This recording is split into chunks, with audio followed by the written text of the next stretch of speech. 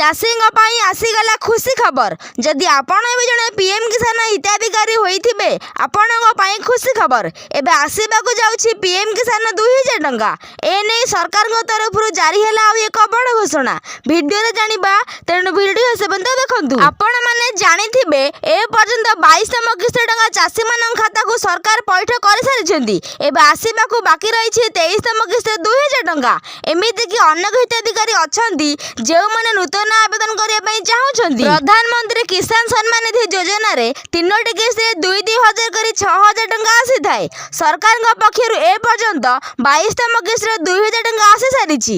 ଏବେ ଆସିବାକୁ ବାକି ରହିଛି 23ତମ କିସ୍ତିରେ 2000 ଟଙ୍କା। ହେଲେ ସେଇମାନଙ୍କୁ ପିଏମ୍ କିଷାନ ଟଙ୍କା ମିଳିଥାଏ ଯେଉଁମାନଙ୍କ ନାମ ଲିଷ୍ଟରେ ସାମିଲ ହୋଇଥାଏ। ଖାଲି ସେତିକି ନୁହେଁ, ଯେଉଁ ହିତାଧିକାରୀ ଏଥିରେ ଇକେୱାଇସି କରିଥିବେ ସେମାନେ ମଧ୍ୟ ଏ ଟଙ୍କା ପାଇଥାନ୍ତି। ତେବେ ଆପଣ ଇକେୱାଇସି କରିବା ପାଇଁ ହେଲେ ଯେକୌଣସି ଜନସେବା କେନ୍ଦ୍ର ହେଉ କିମ୍ବା ମୋ ସେବା କେନ୍ଦ୍ରକୁ ଯାଇ ଏମିତିକି ଏହାର ୱେବସାଇଟ୍ ଜରିଆରେ ଆଧାର ଥ୍ରୋରେ ଇକେୱାଇସି କରିପାରିବେ। ତାହା ଛଡ଼ା ଏଥିରେ ଆଗାମୀ ପର୍ଯ୍ୟାୟରେ ଆସିବାକୁ ଯାଉଛି ଟଙ୍କା। ତେବେ ଏଥିପାଇଁ ସରକାରଙ୍କ ପକ୍ଷରୁ ନୂଆ ଲିଷ୍ଟ ମଧ୍ୟ ଜାରି ହୋଇଛି।